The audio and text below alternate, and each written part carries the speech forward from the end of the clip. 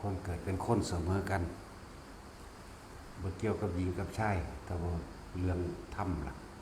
แต่ว่าเรื่องความจริงของทุกชีวิตล่ะบ่เกี่ยวกับหญิงกับชายเกิดแก่เจ็บตายเสมอกันหิวร้อนหนาวเสมอกันมีความรักความห่วงความอาลัยเสมอกันกลัวความทุกข์เสมอกันปรารถนาสุขเสมอกันหิวร้อนหนาวเสมอกันบ่ต่างกันนั่นแหละจังว่าพวกเขามีโอกาสแล้วขึ้นอยู่กับแต่ละคนว่าจะทำมากทำน้อยมันขาดความต่อเนื่องเท่านั้นเด้เฮ็ดเป็นอยู่สมาธิเฮ็ดเป็นอยู่ตั้งเป็นอยู่ฌานทรงเป็นอยู่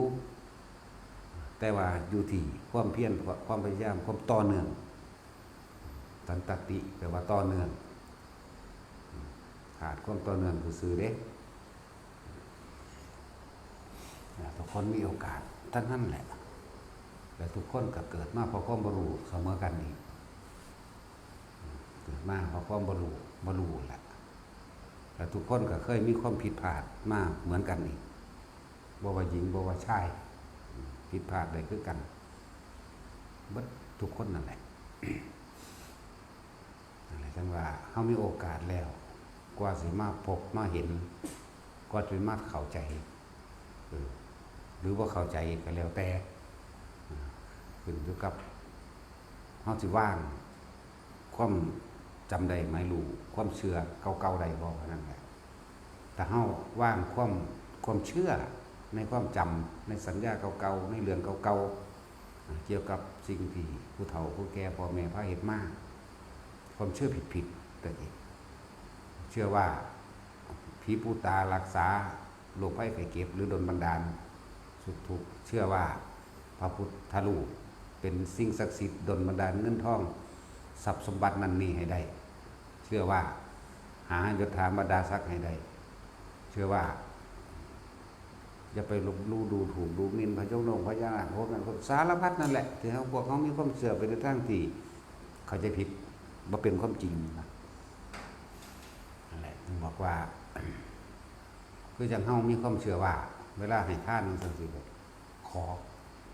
แล้วก็ถือปลูกฝังในการให้ขออีกปลูกฝังจะได้ยังขอเอาเด้อมีของดีบ่เอานี่เอาไปอธิษฐานเอาเด้อปกป้องคุ้มครองเด้อป้องกันนั่นป้องกันนี่เด้อเนี่ยคือความเชื่อผิดที่สืบต่อกันมายาวนานเชื่อในสิ่งที่ได้ยินได้ฟังเชื่อในประเภทนี้ต่างๆที่เคยทำสืบต่อกันมานะเชื่อเพราะว่าบุคคลคนนั้นสมควรเชื่อไปเพราะว่าเคยเห็นมาแล้วคือพวกเฮาเห็นอยู่เนี่ย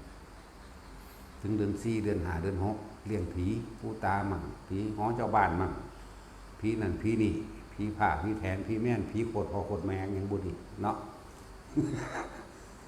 จังสั้นครับหลายอย่างที่พวกเขาบ่เข้าใจความจริงเพราะว่าอย่างเหงาจังพากันเลี้ยงผีเลี้ยงผีเลี้ยงบ้านยังที่ตามความเชื่อของเขาเองนั่นแหละเพราะความกลัวตัวเองไม่มีความสุขกลัวตัวเองไม่สมหวังกลัวตัวเองเจ็บไข้ได้ป่วยกลัวตัวเองหาเงินหาทองบ่ได้กลัวไม่ได้รับการคุ้มครองกลัวมีแต่ความเป็นนั่นแหละจึงพ่อแม่เฮาก็บ่ฮู้ปู่ย่าตายายเฮาที่ผ่านมาก็บ่ฮู้ก็เลยเฮ็ดไปตามสืบต่อกันมาตามที่เคยกระทำมานั่นเองเพราะว่าธรรมะนี่บ่แม่นของผู้ใดผู้หนึ่งที่นำมาแสดงได้ง่ายๆส่วนมากก็คือทำสืบต่อกันมาในทางที่เป็นเสียส่วนมากคนที่รู้จริงเห็นจริงปฏิบัติจริงนำความจริงออกมาแสดงนี่หายากเด้มันแสดงเบิ่งแล้วยังเบิ่งแล้วปี1 2 ปีบ่คือไว้บ้านนี่หนีเด้บ่คือไปละนะหลายอย่างโพดดอกเสือเกี่ยวกับไสยศาสตร์จังซี่ผู้นั้นใส่ผู้นี้ใส่นั่นแหละเพราะว่าเฮามีความบ่มีปัญญาบ่มีความรอบรู้ตามความจริงในสิ่งทั้งหลายทั้งปวงในประสบการชีวิตของตนมั่งแล้วก็ หลอกดูในกองสังขารเพิ่นแปลนั่นแต่เฮาแปลให้กว่านั้นบ่เห็นตามความเป็นจริงไสยศาสตร์ผู้นั้นแต่ว่ามันไข่มาลาเรียมันสักมันหนาวมันร้อนมันเบามันเพ้อก็ว่าผีเข้าจังซี่แม่ก็เอาไปหาหมอน้ำมนต์ก็เอาน้ำซัดใส่หูซักก็เก่าอีกก็เพ้อก็เก่าอีกเนาะทิ้งนั่นสิว่าหาเข่ายังอยู่ใส่ แต่ว่ามานี่มาเข่ากูได้เทินเลยกูสิปนกินแมงให้เบิดนี่เนาะนั่นแล้วพอดีตัวมันอึดอาหารมากกูขัวผีกินออมใส่ผักใส่มันนั่นแหละ นั่นแหละคือความเชื่อสืบต่อกันมามันเป็นความเชื่อผิดกว่าจะมาฟังสิ่งเหล่านี้ฟังธรรมฟังความที่เพิ่นอธิบายให้ฟังอยู่กว่าสิเข้าใจมันต้านมาพอแห้งเด้ถ้าว่าขอว่าบ่ได้ก็ได้อยู่สั่นมันนังว่าเด้ก็ได้ต้องมึงไปซื้อเอาเองแต่ว่าถือเลขก็เลยอยู่ซื้อมันนั่งขอเอาอยู่นี่ก็มันได้หรอกมั้ยและหลายอันหลายอย่างในการเลิกงามยามดีการขึ้นบ้านใหม่การออกบ้านไปหาขายของการออกบ้านไปทำงานเลิกงามยามดีในการแต่งงานจังซี่นะนั่นสั่นล่ะถ้ามันจริงมันอมตะมันเป็นบ่เสื่อมบ่สลายมันเลิกกันเฮ็ดหยังซั่นผู้ใดก็หาเลิกดีเบิดตัวไปก็เลยเนาะผู้ใดก็หาเลิกดีเบิดเลิกหลายมันบ่เฮ็ดดอกนั่นซั่นล่ะขึ้นบ้านใหม่จังซั่นจังซี่เฮือนเจ้าของแท้ๆยังเอาผู้อื่นมาพาขึ้นอยู่ซั่นจังว่าสัวซ้ำนำมะเขืออะไรก็เลยเนาะ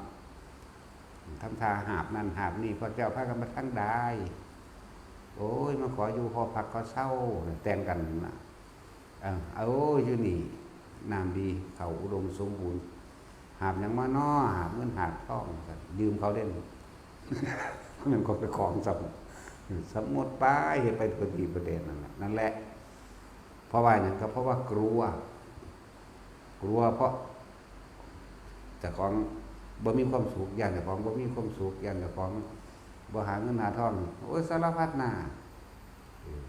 ต้องตั้งเสาเอกเสาโทเสาตีชัตวานั่นเสร็จแล้วเขียนนั่นเขียนนี่ใส่มีไส้มีหูมีกีมี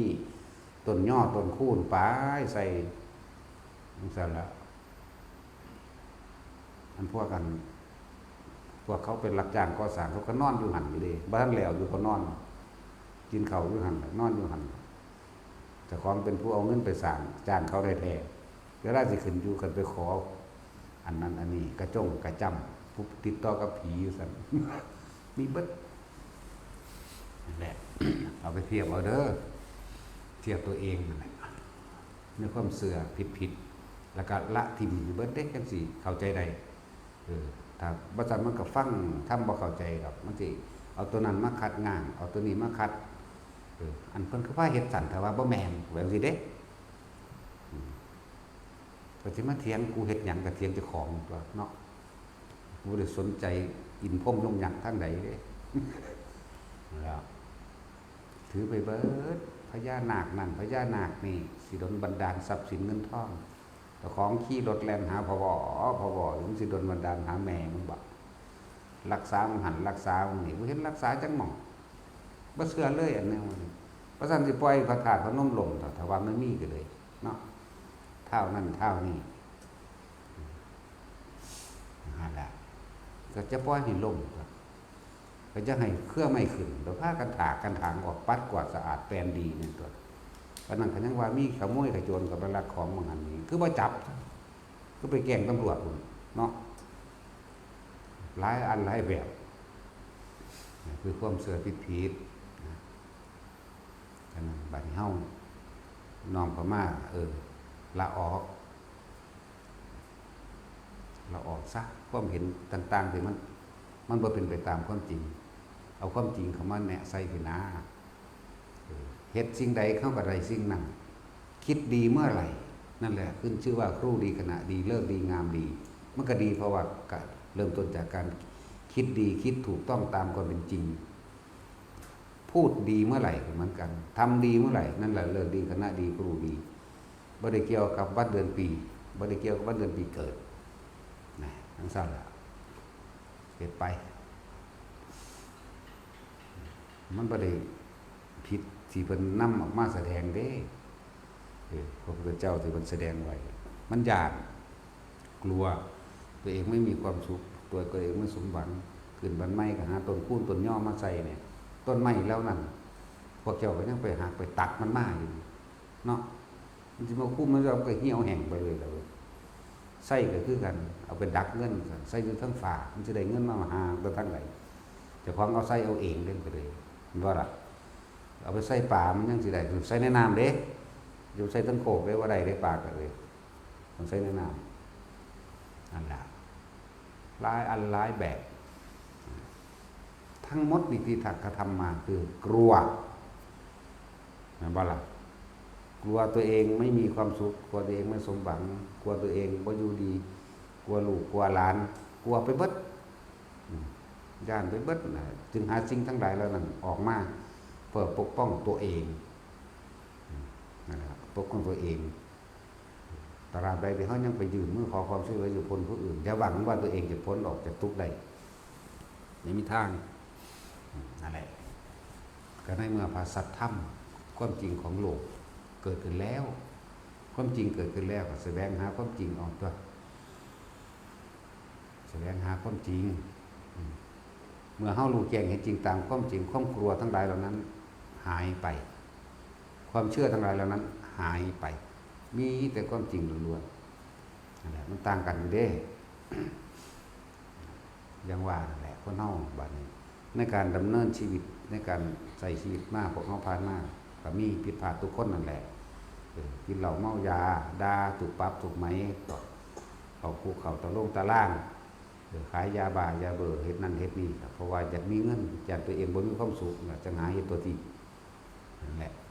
แต่เฮาสิคิดเป็นธรรมดาถ้าเฮาบ่ไปลักปล้นจี้ฆ่าหรือทำผิดศีลธรรมหยังต่างๆเฮาก็อยู่ดีสบายๆเลยบ่หาตั้งแต่ว่ากฎหมา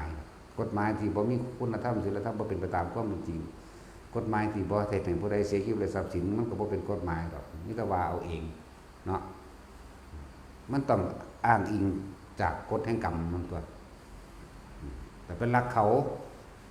ก็นำจับนำกีดนำข่าเอาตัวไปปล้นไปจี้ไปข่าไปข่มขืนเขาจังซี่ไปฉีดตัวโกหกให้เขาเสียชีวิตและทรัพย์สินเขาก็นำจับนำหนีไปแล้วเรากินเหล้าเมายาเสียสติอยากด่าก็ด่าอยากห้องก็ห้องอยากเปิดเสียงดังอยากพวกยิงปืนคู่คนขึ้นฟ้าแล้วแต่สารพัดเฮ็ดไปอกหักผิดหวังกินเหล้าหลายอย่างนะฆ่าผู้อื่นก็มีฆ่าเจ้าของก็มีเด้เนาะเพราะมันบ่มีสติแล้วนะมันบ่มีความระลึกตามความเป็นจริงได้แล้วนั่นแหละทุกคนก็เคยผิดพลาดนะบ่แม่นว่าบ่ผิดดอกถ้ามันถือมันก็บ่มาเกิดนั่นแหละมาแท็กซี่มันก็ผิดพลาดทั้งนั้นแหละที่นี่แต่เฮาได้ยินได้ฟังแล้วแก้ตัวไม่ได้อะไรเด้อแก้ตัวได้ฟืนได้ไฟไปไหม้ตัวเองในนรกต่อแต่แก้ไขตนเองตามก็มีจริงคือเอาถ้ำเนี่ยเอาไปจับเจ้าของเองเอาถ้ำเข้าไปประดับประดาสติปัญญาแห่งตัวเองเอาถ้ำเข้าไปเปรียบไปเทียบนี่แสดงอยู่นี่ละถ้ำเดินนี่ก็ดีเฮาจึงจะแก้ไขตัวเองได้ถ้าบ่มีถ้ำมืดบอดเบิดยุคบางยุคที่บ่มีพระพุทธเจ้าแต่ว่ามีพระปัจเจกอยู่เด้คือเวรกรรมของนางขุดจุตราเกิดเป็นคนหลังคอมเด้นางขุดจุตราเพราะว่าไปหล่อเลี้ยงพระปัจเจกองค์หนึ่งเพิ่นเฒ่า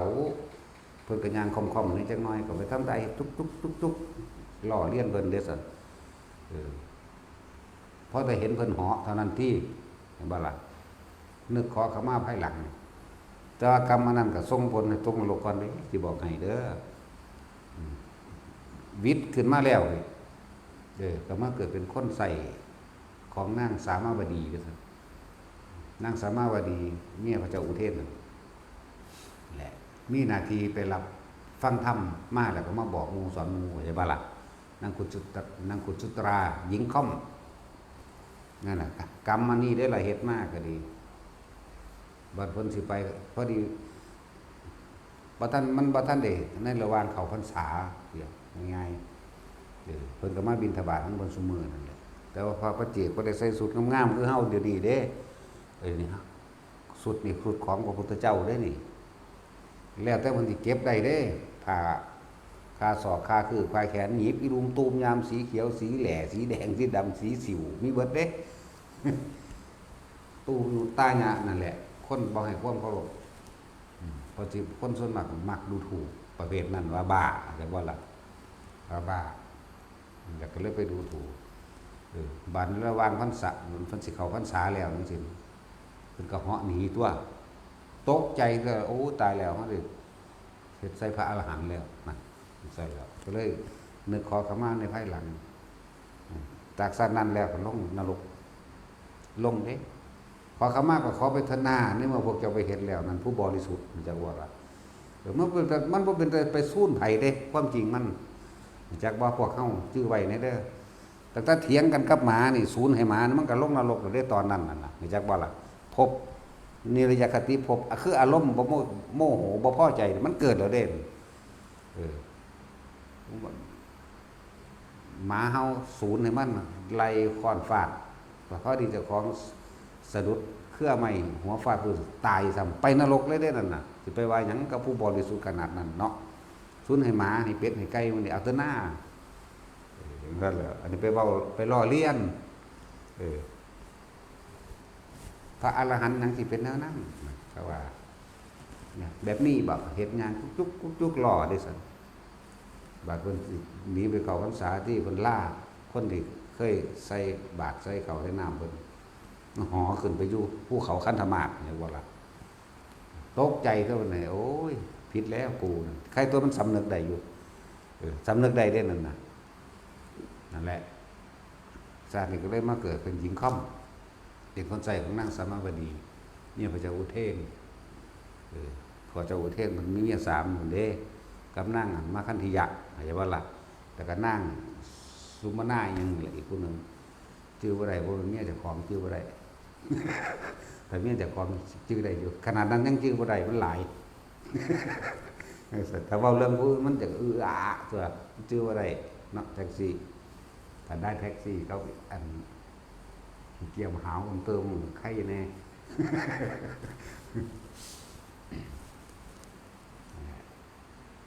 นั่งสามาบดีเป็นเจ้านายสักว่าล่ะแต่นั่งสามาบดีก็เป็นพระโสดาบันตั้งที่แรกนั่นว่าล่ะแล้วก็ในหมู่บริวารอีก500นั่นแหละก็อาศัยนั่งกุสุตราคนมีงานหลายบางมือคนบ่ได้ใส่บาตรเองหรือท่านเองก็ให้นั่งกุสุตรานี่เป็นผู้ตามทรงอาหารหมู่ภิกษุสงฆ์จากไปฟังธรรมนั่นนี่มากนั่งสามาบดีสิถามแม่หญิงวันนี้พระคุณเจ้าเทศเรื่องอะไรมันก็เทศให้ฟังใช่ว่าล่ะมันก็ได้เดินทางไปไกลๆคนเด้วัดบางคนก็อยู่ในป่ามันเนาะ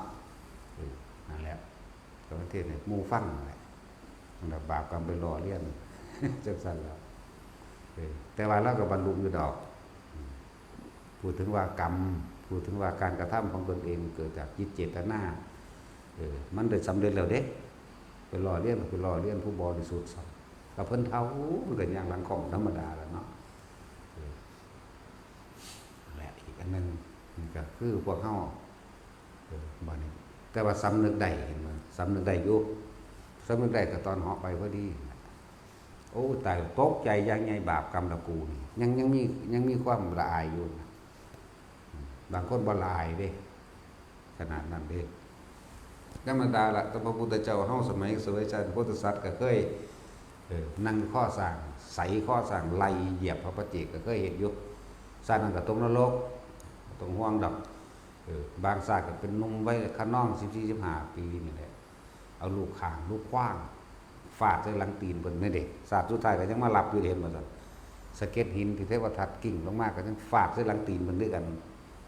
เป็นน้องขึ้นก็หม่องแล้วเด้เฮาก็เคยเป็นอยู่ได้แนวจังซั่นคือยังถึงยังทับปั้วเป็นหนองเขียวขึ้นกระหม่องเลยแล้วขนาดพระพุทธเจ้ายังหลับเนี่ยภาษายังเฮาจะเป็นให้อยู่ทางใดพวกเนาะว่าแท็กซี่นั่นล่ะทางที่ดีคือเฮาบ่ควรประมาทไผเลยเฮาบ่ฮู้ว่าผู้นั้นมีคุณมากหรือคุณน้อย ไปว่าเด้เออแม้นหมาตัวนั้นก็อาจเป็นหมาโพธิสัตว์ก็ได้เด้อยากว่าล่ะบางที่แม้นนกตัวนั้นแม้นกาพวกนั้นเอ้าโมเมนต์ได้ว่าเราบ่เคยเกิดเป็นกาอาจจะว่าล่ะพระพุทธเจ้าเฮาเป็นหัวหน้ากากับแม่นเป็นหัวหน้านกก็มีหัวหน้านกเขาหัวหน้านกเหยี่ยวหัวหน้านกพิราบหัวหน้างูโอ้ยสารพัดเด้หัวหน้าป่ามันนั่นเด้ผมบอกบางสาก็ยังบอกฟังอยู่เกิดเป็นปลาดุกมันสั้นแล้วเรามานี่คือว่าบ่สมควรสิไปใส่ใจดูถูกหรือประมาทผู้ใดดอกเอาตัวเองเถอะนะให้พวกเข้าน้อมเขามาเบิ่งตนเองเถอะผู้ใดฟังเข้าใจผู้ใดเฮ็ดสร้างเครื่องอยู่ได้แล้ววิหารธรรมแห่งตนได้แล้วทรงฌานเจริญฌานเกิดกายเป็นสมาธิจิตตั้งมั่นได้แล้วทำให้บ่อยทำให้มากจนเกิดความเคยชินตัวนี่แหละหมองมันต่างกันจากว่าสมาธิฝึกการทรงฌานเจริญฌานทำให้เกิดสมาธิจิตตั้งมั่นได้ก็เฮ็ดได้เสมอกันสร้างเร็วๆก็สร้างได้คือเก่าแต่คนสิตั้งใจเฮ็ดแต่ว่าเฮ็ดแล้ววันพวกเขาสิขยันบ่มีความเพียรบ่มีความพยายามสิทรงไว้รักษาไว้ให้มันต่อเนื่องบ่นั่นบ่ล่ะตัวนี้เด้ผลสิสร้างเร็วก็ขึ้นอยู่กับตัวเองเฮ็ดเอาเองเด้เฮ็ดเป็นเบิดเอาละที่เข้ามาในนี้นั่นน่ะ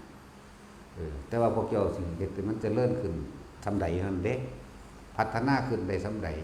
อยู่กับมันได้ขนาดใดอยู่ในตัวเองนะทุกอย่างมันเกิดขึ้นมาจากกรรมของเฮาให้เราเองนั่นแหละบ่มีผู้ใดมาดลบันดาลหยังให้เฮาได้ดอกอินพรหมยมยักษ์เขาเจ้าบ่ได้ดลบันดาลเด้นั่นแหละคือความเสื่อมมาแตะเก่าก่อนพุทธเจ้าเฮาสิเกิดขึ้นคนก็ถือเอาผีสางนางไม้นี่เทวดาต้นไม้และภูเขาแม่นบ่ล่ะต้นไม้ก็คือต้นย่อนี่เด้อซั่นพวกเขาเอามาย่อเฮือนอยู่บ่เห็นบ่โอ้ยมีแต่คนได้ย่อเนาะจังซี่บ่เห็นต้นย่อนั่นเด้ไปตัดมันมามันแห้งมันเหี่ยวตายซ้ำต้นคูนก็มีแต่คนได้คูนขึ้นก็เลยบ่แม่นต้นไม้แต่ว่าล่ะร้านเศรษฐีก็สร้างตัวขายกันไปทั่วทิพย์ทั่วแดนอันแล้ววานนั่นวานนี่ต้นไม้ว่าละบาดนั่นแหละหลายๆต้นเงินต้นทองเด้เนาะพวกเขาถือปลูกฝังมากก็เพราะว่าเขาเจ้าก็บ่รู้ก็ความปรารถนาดี แต่ว่าบ่เป็นตามความจริงนั่นแหละปรารถนาดีกับบุคคลมันเป็นที่รักคือปู่ย่าตายายเขาพาเฮ็ดมาย่านลูกหลานบ่อยู่ดีมีสุขเลยพากันเฮ็ดไปพึ่งไปทั้งไม้ทั้งกับโดยแล้วก็เกิดขึ้นจากกรรมเฮาเองแล้วเฮาจังบ่เกิดมาพอเลยมาเห็นเลยเด้อพากันเฮ็ดตัวเองผิดพลาดเป็นทุกข์มาอยู่เรื่อยๆเป็นทุกข์ก็บ่จักทุกข์ดอกว่ามีแต่ว่าผู้นั้นเฮ็ดให้กูบ่ได้นั่นกูบ่ได้ดีเนาะบัดนี้มารู้แล้วก็เฝ้าระวังความคิดเจ้าของเอาตัวให้มันกลับขึ้นมาอยู่ในกายเจ้าของอยู่ในลมหายใจในหูดังนั่นแหละอยู่กับลมมันอยู่กับความรู้สึกในกายนิ่มนวลอุณาโลมอยู่กลางหัวมันอยู่กลางอกมันซับไปซับมาเฮ็ดไปเท่าตายผู้บ่เฮ็ดมันก็ตายคือกันนั่นแหละอย่าไปเงิดมันสิรวยจังได๋ก็ตายดีบ่ดีมันเจ็บปวดทุรนทุรายกว่าเฮาอีกทำบ่ล่ะเพราะมันห่วงทรัพย์สมบัติห่วงบุคคลที่รักมันหลายอย่างที่เว้าเกี่ยวกับความประมาทพลาดพลั้งต่างๆกรรมอันที่บ่สมควรที่พระพุทธเจ้าเพิ่นว่ากรรมอันที่เราตถาคตได้เคยกระทำมาแล้วแม้ครั้งที่เราเสวยชาติเป็นโพธิสัตว์เว้ามาเรื่อยๆอยู่ดอกแนวนี้เนาะบางชาติเป็นเอาลูกขว้างเอาผ่าเอาก้อนหินใส่ร่างกลางฟาดถึงหลังพระปฏิเจกหลังดินนั่นสิแหละบางชาติก็เกิดเป็นลูกกษัตริย์เด้เป็นราชกุมารอยู่ไปเห็นเขาไหว้พระปฏิเจกไปอิจฉาเพิ่นที่ว่าคนบ่สนใจกูเลยใส่สร้างข้อสร้างไล่เพิ่นที่เพิ่นก็หอนี้ให้เบิ่งต่อหน้าธรรมดาตายแล้วก็ลงนรกนั่นแหละเพิ่นก็บ่แม่นว่าเพิ่นบ่ลงเด้ หลง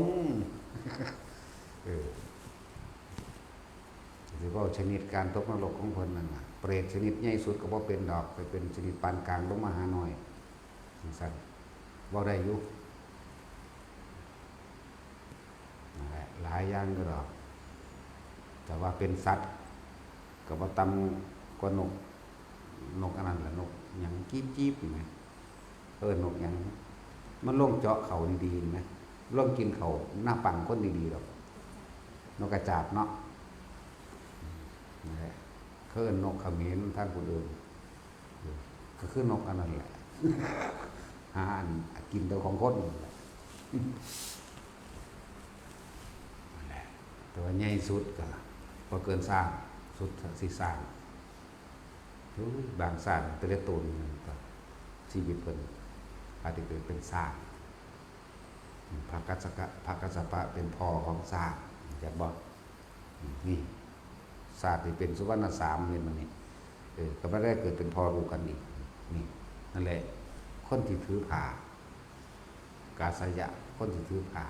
สังฆาของพระพุทธเจ้าใดคือพระกัสสปะผู้เดียวพระเจ้าเคยเกิดเป็นพ่อลูกกันนี้สั้นแล้วยังรับได้แต่คุณของพระกัสสปะเนี่ยถ้าเพิ่นบ่ตัดต้องมาเป็นสาวกผู้เลิศท่านทุดงควัตรไปเป็นพระปัจเจกศาสตร์ต่อไปนี่ในระหว่างห่างกันพระโคดมเบิดศาสนาของพระโคดมแล้วก่อนจะฮอดศาสนาของพระเสริยะคนที่มาเป็นพระปัจเจกเห็นบ่นี่อยู่เด้จังถือได้เด้แบบเรานั่นซื่อๆสิเอาไปซื่อๆบ่ได้ดอกตายแล้วมันต้องมีคุณที่รองรับว่าธรรมดาได้ของคนมีบุญเพราะมันผู้ใดสิเอาไปเลยเอาไปได้ถือได้เด้บางคนไปหาหลักเอานั่นนี่เขาไฟไปเงินเดือดร้อนก็มีเด้เราคือยังเอาประวัติหลวงปู่ทวดจังซี่เศรษฐีปาน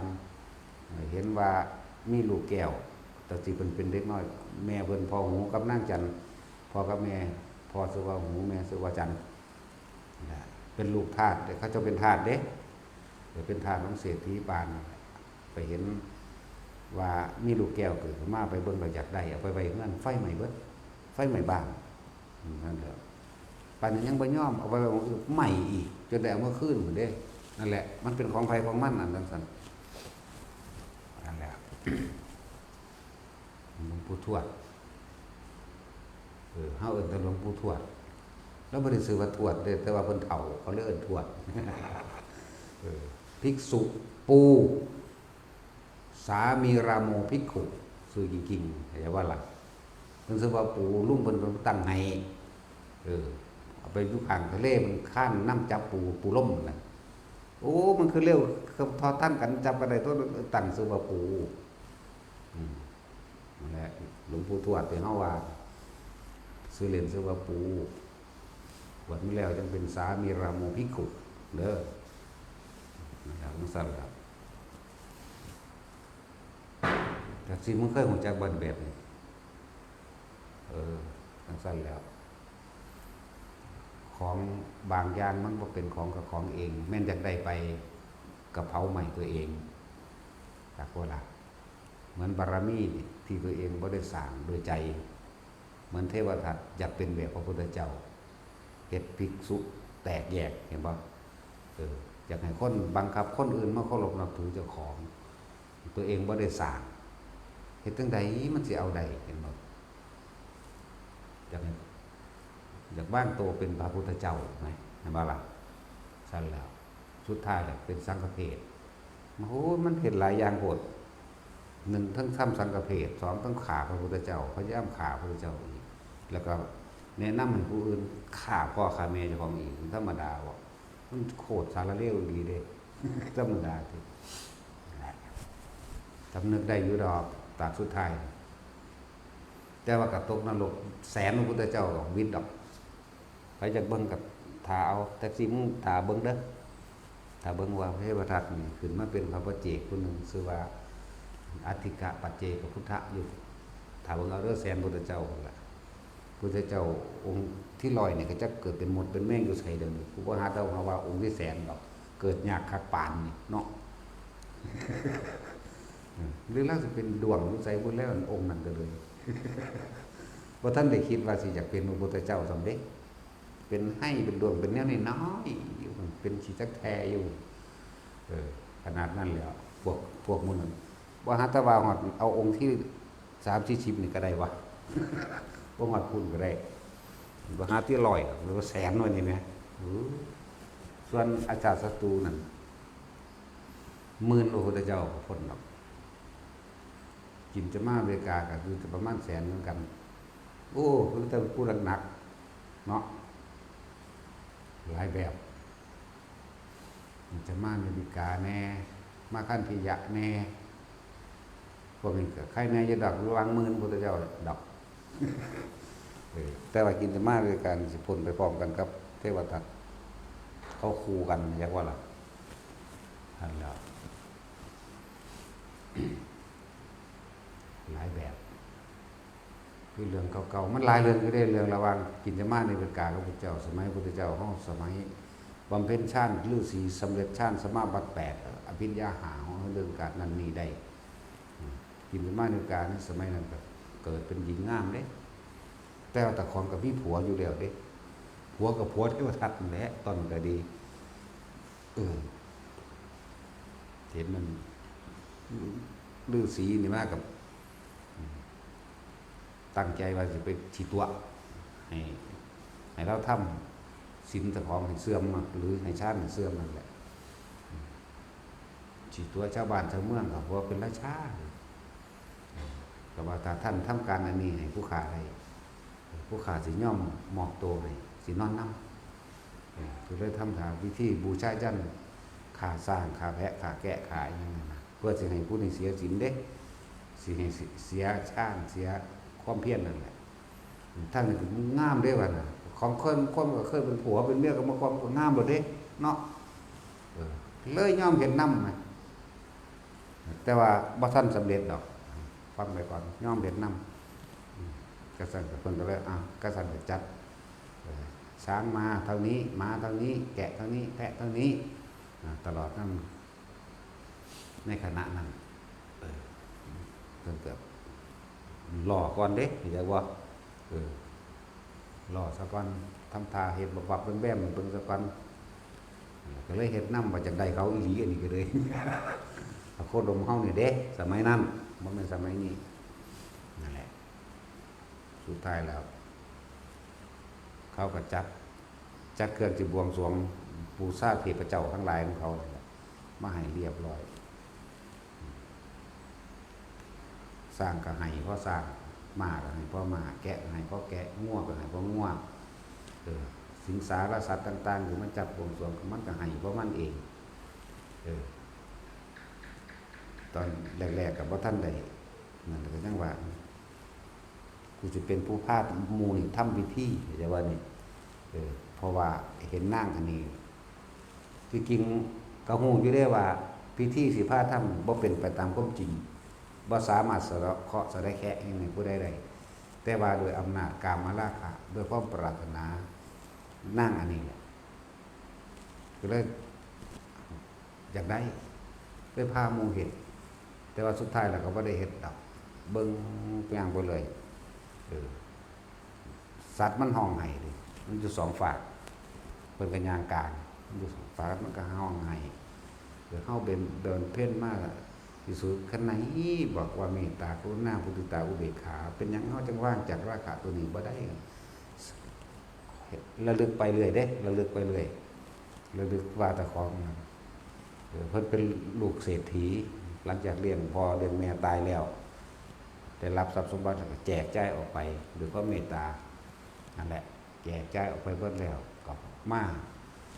บวชเป็นฤาษีนั่นแหละสำเร็จฌานสมาบัติ8อภิญญาหาต่างๆสารพัดไปทางใดคนก็เคารพนับถือแต่ว่าเขาวางแผนกันไว้ว่าสิให้มีเสื่อมจากความเคารพนับถืออย่างว่าล่ะมันขาดลาภสักการะกับหมู่อื่นสัตว์ลาภสักการะกับพวกพราหมณ์ปุโรหิตต่างๆที่อยู่ในเมืองนั่นแหละก็เลยเอาเมียกษัตริย์นี่มาหล่อแล้วยังจะได้เขาว่าก็เลยในสุดท้ายแล้ว มันมีง่วงแม่ลูกอ่อนกับลูกมันไห้ใส่กันเลยซั่นพอจิตเพิ่นจากราคะเบาบางเบาบางออกเพิ่นคิดไปน้ำทางเรียกว่าเบาบางเบาบางออกก็เลยชาติก็เลยขึ้นกลับมา1 มั่ง2 มั่งเลยมาหึงยินเสียงสัตว์มันคุยกันฤาษีตัวนี้บำเพ็ญตบะมาชานานแต่ว่าสุดท้ายแล้วจะเอาของดีของวิเศษของเลิศมาแลกกับหญิงสัวไลเฮาสิตายก็เพราะว่าม่านยาของหญิงสัวไลก็อาศัยผู้ชายผู้นี้ซึ่งเบิดคุณวิเศษแล้วนะง่วมันเว้ากันง่วแม่กับลูกน้อยกระช่างมันเถอะลูกเอ้ยคุยกันก็เป็นเพราะว่าเฮานั่นบ่ได้บำเพ็ญบุญศีลกินทานตลอดเฮาเลยบ่ได้เกิดเป็นมนุษย์คือเขาแต่ว่ากระช่างเกิดเฮาก็ยังภูมิใจยิ่งกว่ามนุษย์ผู้นี้บำเพ็ญตบะมาเท่าไรปีจนกว่าฌานสมาบัติยังก็สิเกิดกล้าหาญเกิดขึ้นมาแล้วแต่ว่าก็มาทำลายเพราะว่าแค่เรื่องนี้เองโธ่สะคิดใจขึ้นมาได้เลิกเห็นบ่เฮ็ดฌานสมาบัติเกิดขึ้นแล้วเหาะขึ้นระหว่างกลางอากาศเทศนาธรรมให้คนเลิกการบูชาทั้งสั้นแล้วนั่งกินจะมานาฬิกากับแผนบ่สำเร็จแต่ก่อนก็เบาเรื่องเล่าต่างๆบัดมันหูได้บัดนี่มันหูความคิดลายของเขา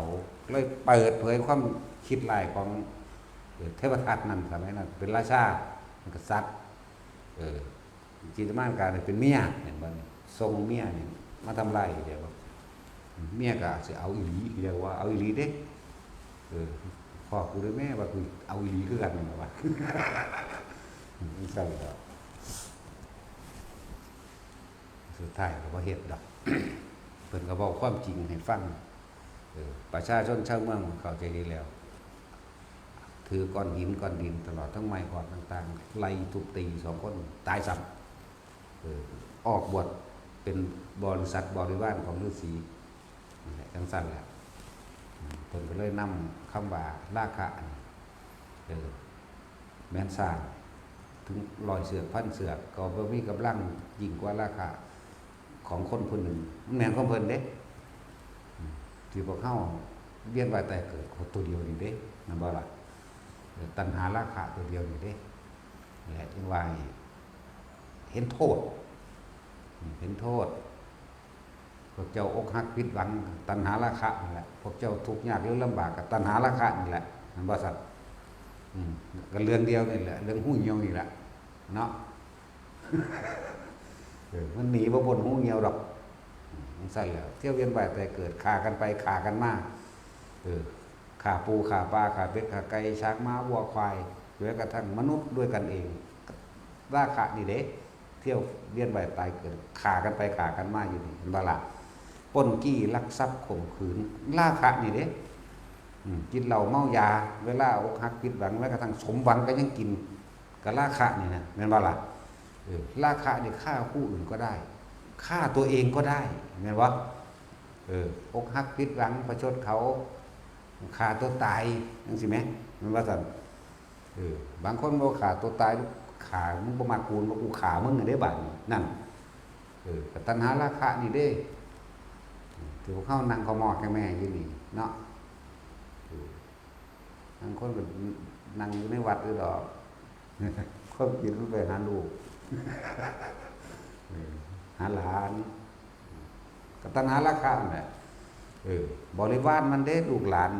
ห่วงได้เกิดขึ้นแล้วบริวารพระพุทธเจ้าเฮาตั้งชื่อพระราหุลห่วงเกิดขึ้นแล้วตอนแรกนี่ผู้เดียวนี่ก็เพราะว่าตัณหาราคะกับแม่พิมพานั่นแหละเห็นบ่ล่ะบริวารมันมีอย่างเนี้ยของตัณหาราคะลูกที่1นั่นบ่ทรัพย์สมบัติเลือกสวนไรหน้าต่างๆนั่นแหละมุนอุ้ยๆหลานเหลนหล่อนไปแล้วว่าเนาะตัณหาราคะตัวเดียวนี่เด้อเห็นโทษเด้อไปก็ดีแต่ว่ายังเห็นโทษก็เกิดต่อไปโอ้ธรรมดาเลยคนที่มีลูก มีหลานตัดหญ้าคนที่บ่มีลูกก็ยังตัดหญ้าไหมลองเบิ่งเลยว่าพอเล็กไม่น้อยพอน้อยไม่เล็กขนาดบ่มีลูกได้น่ะโอ้ยสึกยังสิอธิษฐานขอเกิดนำกันตลอดไปชั่วตราบชั่วฟ้าดินสลายแต่เพิ่นก็สิสลายก่อนฟ้าดินอีกนั่นแหละขนาดบ่มากก็ยังได้อยู่คือซั่นแล้วบ่เอาล่ะอาจารย์บ่เอาล่ะไปไผไปมันเด้อซั่นแต่มาทำบุญนำเลยนั่งติดกันแปลกๆอยู่โอ้ยกูสิหาเนี่ยมันหลอกใส่กุญแจมือไว้ทั้งผัวทั้งเมียจังซั่นแหละเพราะนั้นว่าบ่เอายับมาไกลๆแน่อย่าไปไกลหลายเด้อันนี้กระซิบให้ฟังเด้อยับมาไกลๆแน่อย่าไปไกลหลายจังได๋จังซั่นแล้วเอาถามเบิ่งเด้อถ้าว่าแม่นอุ้ยเดี๋ยวอาจารย์สิว่าเด้นั่นว่าอีหลีว่าเด้ความจริงอันนี้ขนาดบ่มีลูกซั่นแล้วเราว่าเห็นโทษจะเกิดต่อไปหลายอันหลายอย่างที่เฮาบ่จักต้นกำเนิดแห่งทุกข์มันอยู่ไสกันราคะนี่แหละความยินดีพอใจในรูปในรสในกลิ่นในเสียงสัมผัสอารมณ์ความรู้สึกที่ยังตราตรึงเป็นสัญญาอารมณ์เอาไว้ความอร่อยแต่ตัณหาราคะนี่เฮาใหญ่ขึ้นมาเมื่อถึงช่วงการเวลาในการแสดงออกทางเพศมันก็มีของมันแล้วก็บ่มีไผสอนแม่นบ่ซักมีไผสอนเด้เฮ็ดเป็นรักเฮ็ด2คนนั่นแหละบ่โชว์ดอกร้อยดีเฮ็ดว่าซั่นสิเฮ็ดหม่องมุมบังบ่คุณเด้อเริ่มต้นกลับมาเพิ่นแม่นบ่ตะกี้มันบ่ทันได้มีหม่องมุมบังเสพสมกันเหมือนกับสัตว์ทั่วไปต่อมามันติดใจในรูปร่างลักษณะท่าทางในรสในกลิ่นในเสียงอย่างบ่ดีก็เลยเฮ็ดหม่องมุมบังแล้วก็หึงหวงไว้เป็นของกูจะว่าระบาดบ่ได้ฮะตอนนี้บ่ได้เว้าเรื่องปัจจุบันเว้าเรื่องอดีตว่ามันเริ่มต้นจากไสทุกคนก็เริ่มต้นจากปุ่นล่ะจากต้นกับในตะกี้บ่ได้ใส่เสื้อผ้าเด้เอากันแบบเป็ดแบบไก่ไปเลยเด้แบบหมูแบบหมาไปเลยสัตว์ทั้งหลายที่มีกรรมต่อกันที่มีความสมบูรณ์ระบบกินตรงกันก็มาเกิดในท้องกันนั่นเองว่าล่ะหลังจากนั้นมากก็เริ่มติดอกติดใจเกิดความหึงความหวงก็เลยสร้างบ้านนั่นเห็นบ่ล่ะจังซี่แล้วก็สร้างบ้านตัวก็หลีเอากันบ้านเนาะถ้าสิมาเว้าเดี๋ยวนี้เอาว่าตอนนี้ไผสอนมันคือเฮ็ดเป็นคือไปหลีไปลอยเอากันอยู่เนาะจังซั่นแล้วมันจะเงินบ่ซั่นมีผู้ใดสอนมึงบ่แท็กซี่มึงเฮ็ดเป็นซั่นบัดขับรถก็ให้ผู้อื่นสอนเนาะบัดเขียนหนังสือกอเอ้ยกอไก่คือให้ผู้อื่นสอนอยู่แม่นบ่ล่ะบัดไปเฮ็ดให้เฮ็ดหน้าก็ไปเบิ่งตัวอย่างกันอยู่เด้เนาะเฮ็ดนั่นเฮ็ดนี่กิจการกิจงานหยังต่างๆก็ยังเรียนรู้นํกันเด้แต่ว่าเรื่องนี้เก่งไผเก่งมันโอ้ยมันตาตึงมาขนาดใดคิดเบิ่งเอาเด้อมันมีจะบอกผู้ใดไปโชว์มีจะบอกเฮ็ดเวทีขึ้นเนาะบ่มีแต่ว่ามันคือเก่งแท้มันก็เป็นคนแท้นั่นแหละความชินแหละชำนาญของมันสัตว์อื่นก็เป็นได้คือกันเด้เนาะเขาสอนกันอยู่บ่แม่งข้ามสอนกันบ่เวลามันเซิ่งกันแม่งข้ามสอนกันบ่สอนเด้เนาะจังซั่นแล้วงัวควายพวกนี้มันบ่สอนกันเด้หมูหมากาไก่บ่มีใครสอนเป็นเบิดนั่นแหละชินและชำนาญก็ตะราคะนี่แหละพวกเฮาบ่ทันได้เห็นโทษของมันได้ปล้นกี้ฆ่าข่มขืนก็ตัวเดียวนี่แหละอีหยังก็ดีได้ฆ่าสัตว์หลายๆแล้วก็ถือเขาขามาหลายๆต้นเหตุก็มานี่แหละเด้อผู้ใดพ้นจากราคะได้คนนั้นบ่กลับมาเกิดกับเรากันนาให้พวกเฮาเพียรหน้าลึกๆให้เห็นโทษแต่บ่เห็นโทษก็เอาต่อไปเกิดต่อไปเฮา เขาไปลักไปปล้นไปกี้เขามาก็เลี้ยงบำรุงบำเรอซึ่งครอบครัวตัวเองอย่างต่อของบ่มีความสุขแม่นบ่ศาสตร์ไม่มากเขาก็มาปล้นของคืนคือกันไปฆ่าเขาศาสตร์ไม่มากเขาก็ฆ่าเฮาคือกันเฮาเคยฆ่าคนหนึ่งนับประมาณบ่ได้เลือดน้องโลกอยู่นี่ก็นับประมาณบ่ได้คนเคยฆ่าเฮาคือกันเด้เฮาเคยฆ่าคนคนเคยฆ่าเฮามันซั่นแล้วก็เพราะว่าราคะตัวเดียวนี่แหละเป็นเหตุในวันแล้วรูปรสกลิ่นเสียงเป็นเสบียงแห่งทุกข์นะบ่ซั่นปานนั้นยังบ่พอยังอยากเอาอีกอยู่เด้ว่าได้ผู้นี้แล้วสิพ่อกับพ่อแม่นเด้อยากเอาอีกอยู่ผู้หญิงผู้ชายคือกันแหละจูงแขนกันไปอยู่ผู้หญิงก็เหลือบตาเบิ่งผู้ทั้งข้างนั่นเด้ผู้ชายก็เหลียวเบิ่งก้นเขาทั้งหน้าธรรมดาว่าจูงกันอยู่นี่แหละอีหลีเห็นรถแท็กซี่มึงเป็นบ่มันก็ตอบว่าเราเป็นรถนะแต่กูยังยอมรับว่ากูเป็นกูจะเอาแมงเบิดโลกนี่แหละแต่ลองมันได้เบิดโลกกูบ่เอาเบิดโลกหมดเนาะมันสั่นแล้วนั่นแหละหลายอย่างที่พวกเฮาบ่รู้ในตนเองทุกข์มันเกิดจากสาเหตุทุกข์มันเกิดจากความอยากในตัณหาราคะเริ่มของมันเองแต่นั้นมองเห็นโทษที่เฮามาเกิดเป็นรูปร่างกายนี่ก็เพื่อจะมาหาตัณหาราคะอันเดียวนี่แหละยังหาอยู่หากินได้อดได้ทนได้กล้าฆ่าคนก็กล้าได้กล้ารักก็กล้าได้อดได้ยอมก็มีคือกันนั่นบ่ซั่นโอ้ยลูกน้อยอยู่ทั้งสั่นทั้งสี่ถือเขาคู่เขาตีมากก็ได้อดบ่ปากบ่เว้าได้ยอมถือเขาคนเขาโกงมากก็ได้อดได้ยอมอย่างเขามาละล้านในครอบครัวนั่นยอมบ่กลัวไหมกลัวอะไรจังบ่ว่ากล้าก็กล้ากลัวก็กลัวกล้าก็เพราะกลัวนี่นั่นบ่ซั่นตั้งสั่นแหละกล้าถ้ากูบ่ฆ่ามึงสิมานั่งนี่กูฆ่ามึงก่อนเลยว่ากล้ากล้าก็เพราะกลัวกลัวเขามาฆ่าทำร้ายเมื่อภายหลังเนาะสารพัดหลายอันหลายแบบแต่ว่าในเมื่อมาเจอถ้ำมาเจอสิ่งที่เพิ่นแนะนำให้แล้วเฮ็ดเอาตัวไปก็ดีเรียนในกันบ่ได้แหมเขาก็ได้แต่บอกซื่อๆแหมโอ้ยเว้าเรื่องเก่าๆมากจังซี่คือเรื่องของพระพุทธเจ้าเขานำมาสอนก็ล้วนแล้วแต่เป็นประสบการณ์ของเพิ่นเด้มีแต่ความจริงเด้เอามาเว้าเพิ่นเว้าเพิ่นน้ำตาคนทางสิหลายกว่าเฮาก็เพิ่นเกิดหลายกว่าเฮาเนาะเกิดเสมอกันนั่นแหละนะคำว่าหลายหรือมากหรือน้อยนั่นน่ะที่จริงเกิดมาหลายเสมอกันนั่นแหละแต่ว่าเพียงว่าใครจะพบความจริงหรือพระสัทธรรมนี้ก่อนใครจะเริ่มต้นปรารถนาเริ่มต้นในการสร้างบำเพ็ญบารมีบำเพ็ญบารมีแบบกำลังใจเพื่อจะละออกกับความเคยชินละเพื่อจะตัดเพื่อสิท่านศีลในขมะนี่แหละคนตั้งต้นมากสิว่าสิเป็นพุทธเจ้าได้40ประสงค์ไขแสนกับยากหรือไงอันนี้เอาผู้เดียวได้นี่เพิ่นตกนรกอยู่กับเท่าใดแสนปีก็มีเด้บ่ธรรมดาเด้อนั่นแล้วบ่แม่นว่าเด้ว่าเพิ่นบ่ตกคือกันลงคือกันเกิดเป็นสัตว์เดรัจฉานกับลงนรกมากที่สุดเด้อ่านมันดีๆเด้อไปก็ดีมากเด้ว่า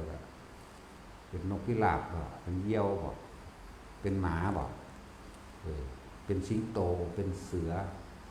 เป็นทุกอย่างเว้นไว้แต่ตัวมันน้อย แต่ว่าหลังจากชั่วเริ่มปรารถนาเป็นพระพุทธเจ้าแล้วเนี่ยน้อยสุดซ้ำนกที่อยู่นี่แหละหรือถ้าสิเปรียบเทียบซ้ำแมงข้ามแมงข้ามแต่เป็นทางสัตว์ตอนนี้ใหญ่สุดซ้ำซากพวกถ้าเป็นประเภทปลาก็อยู่ในปลาฉลามบ่เป็นว่านอย่างว่าบ่เป็นว่านแต่ผานุ่นเคยเป็นแต่ว่าเป็นพวกเขาก็เคยเป็นทุกอย่างเป็นจักรพรรดิก็เป็นตกนรกมหาเวกีก็เป็นสูงสุด ในโลกิยะสัตว์ทั้งหลายสูงสุดก็คือเป็นเจ้าฟ้ามหาจักรพรรดิต่ำสุดก็ลงมหาวิกีระหว่างทำกลางแลนไปแลนมาอยู่ตัณหาราคะแหละพวกเจ้าเอ๋ยตัวเดียวนั่นแหละแต่เฮาหูวิธีทางแก่วิธีทางดับทุกข์เลยแล้วเฮาคือบ่เฮ็ดเอาเนาะสงสัยแล้วลมหายใจเฮานั่นแหละที่มีหยังถ้าเกิดมาก็บ่รู้บ่ได้กี่พอลมหายใจเจ้าของจะคนดอกกี่พอแต่ผู้อื่นบ่แท็กซี่แต่ตื่นขึ้นมาก็เป็นเด็กน้อยคิดหาหมู่เล่นเด้แล้วก็คิดหาแนวกินเนาะอันนั้นแซ่บอันนี้บ่แซ่บแบบนั้นแบบนี้ถ้าบ่ได้ดังใจก็ให้ยันดินรวนนั่นแหละใหญ่ขึ้นมาแน่ก็คิดหาผู้สาวผู้เบาเห็นบ่ถ้าได้เป็นครอบเป็นครัวขึ้นมาแล้วก็คิดหาเงินหาทองไม่ตั้งแต่คิดหาบ่เคยคิดถึงลมหายใจบ่เคยคิดถึงความตายเนาะย่านหวาดกลัวอันนั้นอันนี้ย่านเจ้าของบ่หังบ่มีบ่ดีสารพัดหาสะสมไว้หาไปหาย่านตายอยู่เด้เนาะเวลาใดมันครึมๆคนคิดถึงเมียวันงามโอ้ถ้ากูตายเนี่ยใครจะมาเอาเมียกูฆ่าแม่มันเป็นผีมาหักคอมันว่าเด้เนาะผู้หญิงก็คือกันผู้ใดเมาหัวกูเบิ่งแหน่กูฆ่ามันสิเป็นผีมาหักคอมันรู้บ่คิดว่าสิไปสวรรค์บ่คิดว่าสิไปนิพพานอย่างเด้อีนี้นั่นแล้วว่าต่างกันก็ยังว่าหญิงกับชายเป็นนักสัตว์มันก็ย่านเด้ย่านตายกลัวตายแต่ไม่เคยคิดว่ากลัวเกิดนั่นบ่ซั่นบ่เคยคิดพอนั่นแหละแต่บ่มาฟังธรรมนั่นนี่พวกเจ้าบ่รู้จักหยังหรอกส่วนมากก็คือไปหาฟังเอาตั้งแต่คือแนวมาส่งเสริมเจ้าของลำรวยมีเงินทองป้องกันความแก่ป้องกันความเจ็บความปวดความป่วยป้องกันไสยศาสตร์มนต์ดำอันนี้เด้อมหานิยมเด้อขายของดีมึงสิดีซะไปของมึงถ้ามึงปากหมาซะแล้วเนาะให้ไปซื้อให้มึงนั่นแล้วก็ของบ่ดีก็สร้างบัดแต่ว่าเจ้าบ่ม่วนอยู่ขึ้นอยู่กับสถานที่นั้นๆพร้อมเด้พร้อมเหมาะสมในการตั้งห้างร้านค้าเขาเด้ส่วนประเทศไทยเฮานี่เลิกงามยามดีเนาะเบิ่งฝรั่งแหน่มันมีอยู่บอกผู้ไปเจิมให้มันออกรถออกเรือก็ดีเจิมอยู่บอกอีลอนมัดเจิมรถอยู่บ่เนาะเจิมน้ำไผเนาะ เขาคือรวยเนาะซั่นแล้ว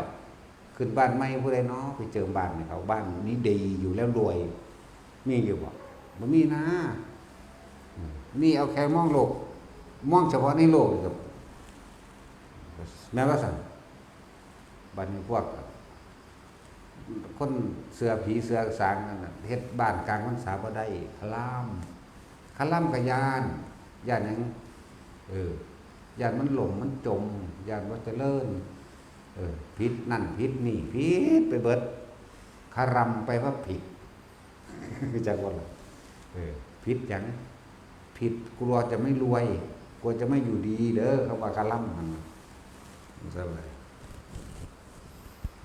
ด้านผิดบ้านผิดเมืองจักผิดอีหยังนั่นแหละพอเฮาบ่ได้สั่งสมธรรมะเฮาจึงเกิดทุกข์อยู่เพราะซั่นนี้แต่ผู้เขาสั่งสมมาเกิดมาแต่น้อยมันทั้งมาเอาเองเด้คือนิดหน่อยนั่นแหละหน่อยน้ำโมน้ำมีมันนั่นแหละมันทั้งอยากมากน้อยก็นั่นก็มีอีกเด้4 ปีก็มีเด้นั่นแหละเขาเห็นมาตะเกิดนั่นแหละไปเพราะว่าความห่วงอันหนึ่งเกิดนั่นแหละนี่จักว่าล่ะมันสิมีอยู่เด้คนเฮาสิมีคนรักหนึ่งที่เฮ็ดให้มันโหยหาจักว่าล่ะสิมีอยู่ผู้หนึ่งคือกันที่เฮาตามหาแต่ว่าบ่ฮู้ว่าเจ้าของตามหรอกเพราะแต่เห็นแล้วมันจะใช่จะว่าโอ้คนนี้เลยใช่นะแท็กซี่มึงใช่มาจากคนแล้วนี่ หลายอยู่เนาะกูไปใช่เพราะตั้งกูล้าน800,000กูก็เลย แล้วซะแล้วเดี๋ยวว่านั่งเว้าบาปอยู่นี่กูนายครับ คือผู้คนผิดพลาดมาทั้งนั้นแหละ เขาสิมีคนรักหนึ่งที่รออยู่นั่นแหละเป็นห่วงนั่นแหละเป็นสิรวมทุกข์กันอยู่นั่นสิมีอยู่ในหันแหละบัดก็กูบ่เอาแมงผู้เดียวนะกูเอาแมงหลายๆโลเนาะแหละให้เห็นโทษสารพัดที่พวกเขาบ่เข้าใจพวกขึ้นบ้านไม้พวกเลิกงามยามดีฝรั่งเขามีอยู่บนเลิกเด้อมึงอีลอนมัสก์เพิ่นสิเปิดบริษัทนี่คือเปิดไปเลยมันแล้วหรอตัวนี้เห็นบ่แล้วก็เข้าไปเลยเฮ็ดเลยดำเนินงานเลยเด้ของเฮาต้องรอเกกิอาจารย์เลยเกกิจักเป็นแมงเนาะได้เกกิก็เลยเนาะหาตัวแต่เขาเขียนงองๆแง่งๆเขาเก่งซ้ำก็มีมีเบิดอรรถขึ้นบ้านใหม่สิเฮ็ดแล้วก็ขึ้นรถแล้วบ่สิไปถ่ายพิธีหยังเงินเจ้าของเป็นผู้หาเป็นผู้ว่าจ้างออกรถแต่นั้นมีเงินครบก็ออกรถแล้วเนาะแต่สิพวกสิไปผ่อนกับเบิ่งสลิปเงินเดือนหรือนั่นนี่ก็ไปเงินดาวอยู่พ่อบอกออกแล้วจะเป็นถามหาน้ำพระน้ำเจ้าอีหยังพระเพิ่นบ่ได้เกี่ยวกันพระบ่ได้เกี่ยวเด้สิแต่งงานกันจังซี่หมู่ภิกษุสงฆ์ทั้งหลายนั่นน่ะไปหาเลิกหาย่ามแต่งงานให้เขาเป็นสังฆาทิเศษเลยว่าจักจีบจักแดดอย่างเด้ชักจูงบ้านนั้นลูกบ้านนั้นเอาลูกบ้านนี้เด้อนี่นั่นแหละเป็นอาบัติเบิดนั่นแหละเพราะว่าแต่มันสิเสื่อมก็เสื่อมจากภายในมันบ่ได้เสื่อมภายนอกหรอกมันได้เสื่อมเพราะว่าผู้บ่บวชรู้จักว่าล่ะเสื่อมเพราะว่าผู้บวชก็มาแต่ว่าบ่ได้ศึกษาพระวินัยเมื่อบ่ศึกษาพระวินัยก็เลยบ่จักอันใดควรหรือบ่ควรแนวใดมันสิเข้าใจถึงธรรมได้จังไดถ้าเข้าใจธรรมก็เข้าใจพระวินัยถ้าเข้าใจพระวินัยก็เข้าถึงธรรมเหมือนกันอันเดียวกันธรรมและวินัยนั่นแหละจะเป็นตัวถ้าเราตถาคตก็เลยนั่นจึงว่าไผบวชเข้ามาแล้วก็เน้นย้ำเด้อศึกษาซึ่งตัวนี้ซะก่อนเฮาบ่ทันรู้จักหยังอย่าเพิ่งเป็นผู้วิเศษหูทิพตาทิพบ่พระองค์พระอินทร์มาบ่เนาะไหว้ตั้งแต่เฮาทิพที่แรกเขาเห็นผีเปรตอยู่เด้ล่ะมันเป็นมาตาน้อยเด้ล่ะผีเปรตเกี่ยวข้อนที่หน้าวัดบ้านข้ามแก้วน่ะต้นสนใหญ่ตัดออกแล้วเดี๋ยวนี้ตัดซะโดนแล้วล่ะผีเปรตซ้ำทิพที่แรกมันบ่แม่นมันยังเม็ดเด่นจังแล้วคาถาก็มีอยู่ได้เก่งอยู่ได้คาถาท่องเท่าใดก็สักมันอัดแน่นเก่าอู้ตายกูตายโอ้ยพุทโธคำเดียวนั่นเลยล่ะปึ้งฟึดขึ้นเลยเลยล่ะเนี่ยแปลกประหลาดดูมันก็ว่าเอาเองของมันนั่นแหละนึกว่ามันเบิดคาถาท่องแล้วท่องก็ได้หัดเข่าตาเหลือกตาล้านเข่าดีบ่ทันได้คำคักเล่นหาโมงกว่านั่นเด้อแต่ว่าตะกี้ว่าท่านมีไฟฟ้ามันตะเกียงอยู่กองเอียดลงมาหอยกาตัวสดผมมันเกี่ยวเขาโอ้ยล่ะบัดนี้ทองแล้วคาถาบัดนี้มีคาถาหลายอยู่เด้โอ้ยตายแน่กูตายเหลือกตาล้านกับจังได๋พุ่นแล้วจึงเป็นพุทโธมาพากกับร้อยองค์รวมมาหล่นมั้ยตัวนี้ก็ดีดปึ้งไปเลยเนี่ยกใหม่ก็ฟึสขึ้นเลยเด้ธรรมดาแล้วนั่นแหละเลยว่าโอ้สู่อำนาจแห่งผู้รู้ผู้ตื่นผู้เบิกบานมาเลยหรอกคือพุทโธล่ะพระพุทธเจ้าพระรู้พุทธเจ้าแหละเราเป็นเด็กน้อยอันนี้น้อยนึงเด้บ่ได้3 หรือ 2 หรือ 3 ปีนี่ไปนั่นแหละเรื่องหากินของน้ำผีเส้นใบกินว่าแต่ผู้ใดคนตายตะกี้ก็บ่ได้มี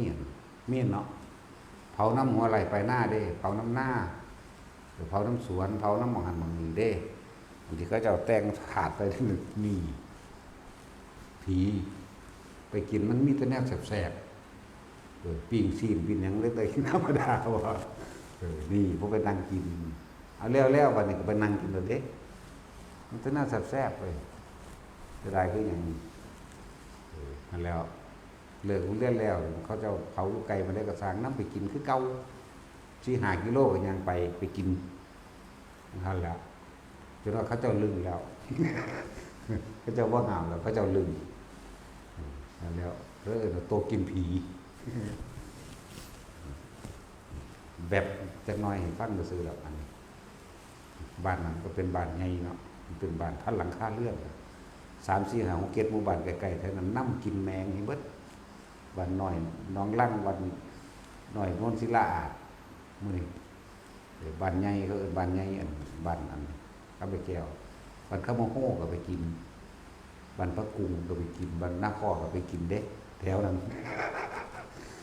ผู้ใดตายโยงใดเผาลูกมะนาวเลยกูนำหากินเบิดอุ้ยปิ้งสิ้นเนาะหากินยากเด้อตะกี้เด้อบ่ธรรมดาเด้เขาเจ้าว่าสิว่าสิมีบุญมีงานได้จังได้กินงัวกินควายนั่นว่าล่ะจังซั่นแล้วตกพูดกันตัวบัดนี้เนาะนั่นแหละเราความหลังฟังมันเลยบ่ย่านอิหยังมาแตะพุ่นแต่เลิกๆแล้วเราเฮาปฏิบัติเก่าคักๆกับบาดสิย่านคือเก่าเด้บาดมันสิเป็นก็ย่านอยู่เด้คนเบิ่งของมันย่านตายเพราะได้ย่านแนวอื่นเหมือนผีก็บ่ย่านหยังก็บ่ย่านเด้แต่เราไม่สรุปว่าย่านผีก็สร้างก็เลยมาสรุปว่าย่านตายย่านอิหยังทั้งเบิดนี่รวมแล้วคือย่านตายคือคำว่าบ่ย่านตายย่านเจ็บย่านปวดก็ย่านตายนั่นแหละสิย่านหยังเบิ่งจังซั่นแล้วอันย่านตายบางคนเนี่ยย่านตายว่าย่านลูกเมียบ่มีอยู่บ่มีกินย่านตายเห็นบ่แล้วแม่นเป็นจังซี่บ่แม่นเด้อนี่มันครอบคลุมไว้เบิดธรรมะมันครอบหลายจักรวาลไปแล้วล่ะสรุปให้ทุกคนการทำฌานการทำสมาธิเบื้องต้นทุกคนฝึกเป็นเบิดแล้วขึ้นอยู่กับว่าพวกเจ้าเองสิขยันบ่สังเกตดูพวกเขามีเงินมีทองมีให้มีหน้าหลายๆมีอยู่มีกินเพราะเขาเจ้าขยันด้วยเนาะทางโลกก็ดีเห็นบ่ซั่นปู่ไว้นี่ขยันเด้หน้าลอยไหลแม่บ่แท็กซี่ถ้าบ่ขยันเฮ็ดบ่ได้ปานนั้นเด้บ่ขยันสิได้บ่ญาติลูกบ่มีอยู่บ่มีกินแม่นั่นล่ะญาติเห็นบ่นั่นกลัวญาติลูกบ่มีอยู่บ่มีกินญาติครอบครัวทุกข์ยากลำบากก็เลยขยันก็เลยเป็นคนหังคนนี้ก็ส่งลูกไปเรียนจบปริญญาได้ทำงานทำการเป็นข้าราชการเบิดแต่ว่าเสียชาติก็อยู่คนเดียวว่าเป็นหนี้ผู้ไว้เขาบ่เป็นหนี้ได้บาดนี้อ่านหนังสือก็บ่ออกเนาะจังซี่เราก็บ่เป็นหนี้คือเลี้ยงลูกใหญ่อยู่โอ้ย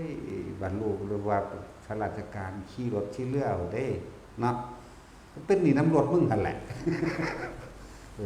ทั้งสั้นแล้วผู้ไว้เลยขี้ง่วยขี้ควายเด้เนาะ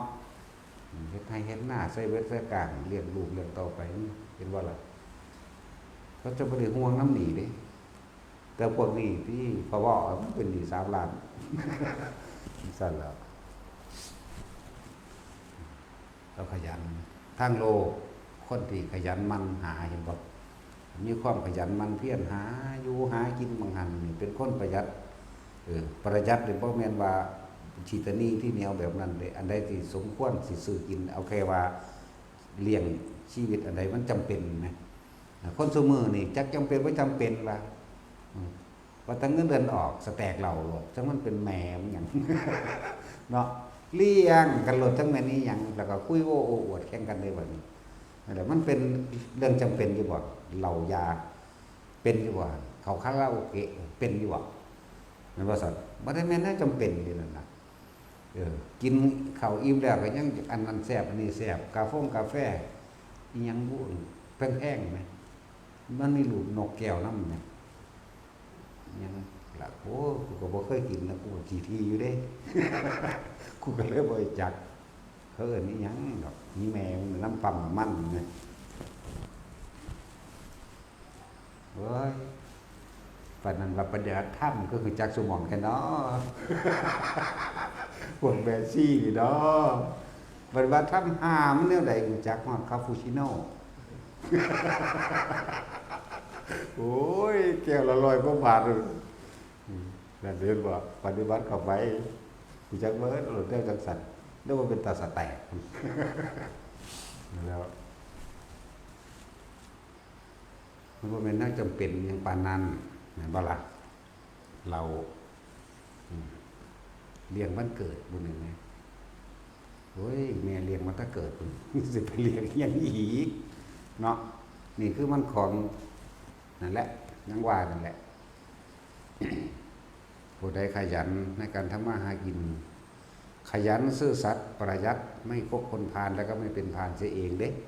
เอาเฉพาะเหตุที่มันจำเป็นเท่านั้นพวกนี้ก็รวยแสวงหาอยู่เรื่อยแต่ว่าอยู่ในขอบแห่งศีลธรรมบอกไม่ลักไม่ปล้นไม่จี้ไม่ฆ่าไม่ทำร้ายไม่โกหกไม่ดื่มสุราและมีอะไรไม่คบคนพาลนี่เขาเจ้าก็ฉันหามันก็รวยประเด็นนักปฏิบัติธรรมทั้งหลายแต่เขาขยันอยู่กับตัวเองอยู่กับลมหายใจอยู่กับความรู้สึกในกายของตัวเองที่เขาบอกกันอยู่เดิมกับผู้นั้นกับพ้นทุกไปกันรวยคือกันเลยบัดอยากบอกรวยศีลรวยธรรมเลยบัดเนี่ยว่าเราก็ละอันทั้งนั้นก็รวยเงินรวยทองรวยขี้ดินขี้ดอนรวยทรัพย์สมบัติก็เป็นบ่ต้องหาอีกเด้ถ้ามันมีไหมแม่นอยู่ซื่อๆมันก็แม่นนั่นไปแล้วมันทั้งมีผู้มาหาให้เด้มันแปลกอยู่เลยเนาะทั้งรวยก็ได้